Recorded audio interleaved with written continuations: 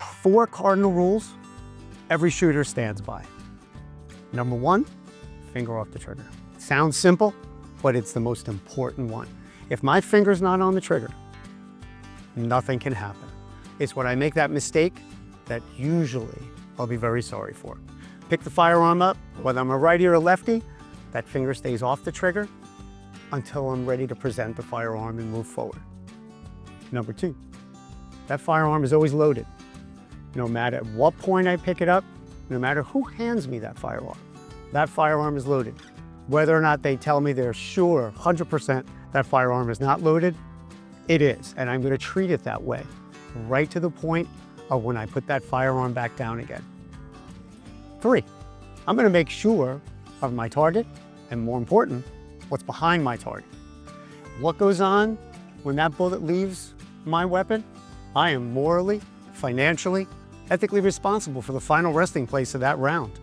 So I'm going to make sure that wherever I'm firing at, that's where that round goes, and it never goes beyond it. Okay, final rule, pointing my muzzle. Whatever I'm willing to shoot at after I've taken my weapon out and I've pointed it forward, whether it's a target like behind me or whether I'm defending myself for real life, I have to make sure that that muzzle is on my target and I'm willing to destroy or shoot at that target. While you're at home, there's some basic principles you can practice at home. I take my weapon out from where I might have it, and what do you think I do first? As soon as I pick that weapon up, my finger's off the trigger, I'm going to manually inspect that weapon that it's unloaded. How do I do that? I pick it up in my firing hand, always my firing hand, because then that's positive control. Turn the weapon over, make sure the magazine is out. I am going to lock that slide back, which we'll show you in other videos. Once I lock that slide back, I visually inspect that that chamber is empty.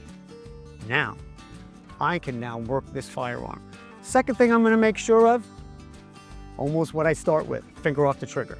Then I'm going to pick a safe distance and a safe point of impact, which means it'll probably be at an inside wall, definitely not at somebody I love, not at a pet, not at anything like that.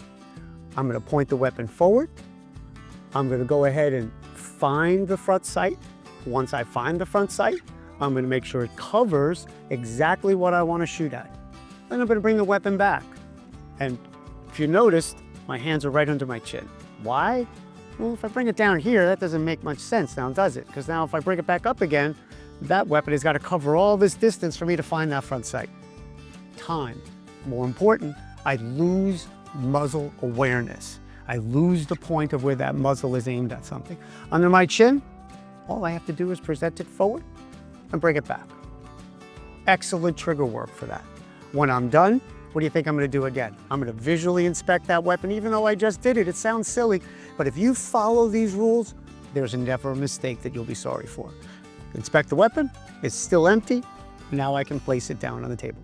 And we'll see you next video. Thanks for watching.